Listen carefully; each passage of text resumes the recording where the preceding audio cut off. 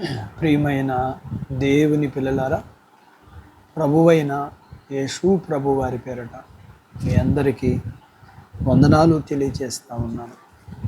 ప్రభువు పేరట మీ అందరికీ శుభము దీవెనలు కలుగును గాక. ఈ ఉదయకాలం పరిశుద్ధ గ్రంథము నుండి దేవుని వాక్యాన్ని చదువుతున్నాను. కీర్తనల గ్రంథము 103వ కీర్తన 4వ వచనాన్ని చదువుతున్నాను. సమాధిలో నుండి నీ ప్రాణమును విమోచించుచున్నాడు, కరుణా కటాక్షములను నీకు కిరీటముగా ఉంచుచున్నాడు. దేవుడు తన మాటలు మనందరి కొరకు దీవించునుగాక. ఆమేన్. ప్రియమైన దేవుని పిల్లలారా, దావీదు దేవుని యొక్క ఆశీర్వాదాల విషయమై దేవుణ్ణి స్తుతిస్తున్నట్లుగా ఈ కీర్తనలో మనం చూస్తాం. దేవుడు చేసిన మేళ్ళు ఉన్నాయి, అవి బయట దొరికేవి కావు, ఏ మనుషుడు ఇవ్వగలిగినవి కావు. వాటిని మనం జ్ఞాపకం చేసుకుంటే పాప క్షమాపణ, అలాగే తనకున్న బాధలు, తన జీవితంలో ఎదురయ్యే మరణకరమైన పరిస్థితులు, దేవుడు అతని మీద కరుణ, జాలి, ప్రేమ, దయ అనగా కరుణా కటాక్షములను కిరీటముగా ఉంచాడు. కిరీటము ఉన్నవారు గనులుగా గౌరవించబడతారు. కిరీటము రాజులకు, యువరాజులకు, పందెంలో గెలిచిన వారికి, వివాహం జరిగే వారికి, పుట్టినరోజు జరిగే వారికి, ఇలా ఈ కిరీటము గౌరవానికి, ఘనతకి కారణంగా ఉంది. దేవుడు ఇలా కరుణించినందున, ప్రేమించినందున దావీదు దేవుణ్ణి స్తుతిస్తూ ఉన్నాడు. దేవునికి ఇష్టంగా జీవించాడు.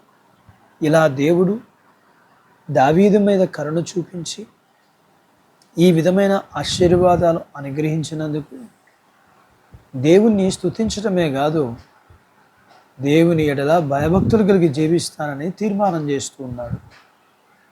దావీదు పట్ల దేవుని కరుణా కటాక్షములు ఉండడం వల్ల దావీదు పాపములు క్షమించబడ్డాయి.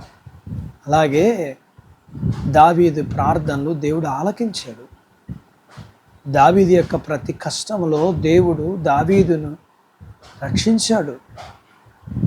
అలాగే దేవుడు మన పట్ల కూడా తను కరుణించి, కటాక్షించి, ప్రేమించి, మన పాపాలను క్షమించి, మన సంకటాల్ని కుదురుస్తూ, మరణం నుండి మనల్ని తప్పిస్తూ, మనలకు కూడా కరుణ కటాక్షములను కిరీటంగా ఇచ్చి, దేవుడు మన ఎడల కూడా కరుణా కటాక్షములు ఉంచాడు.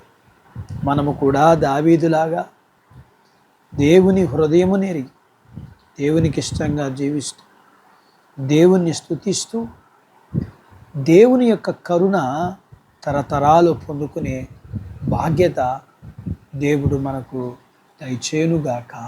ఆమేన్. దేవుడు తన మాటలు మన కొరకు దీవించునుగాక. ఆమేన్. ప్రార్థించుకుందాం.